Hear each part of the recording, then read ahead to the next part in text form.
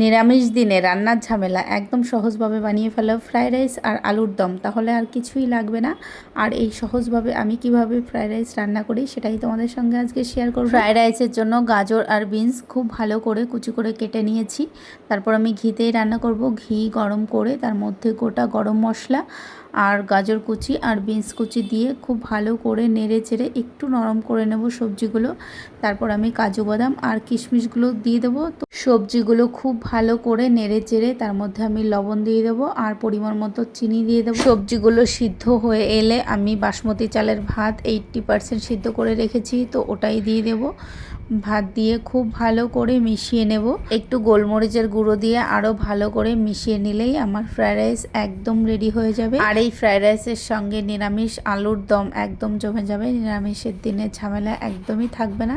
আর আমার আলুর দমের রেসিপিটা জানতে চাইলে অবশ্যই একটা কমেন্ট করে দেবে।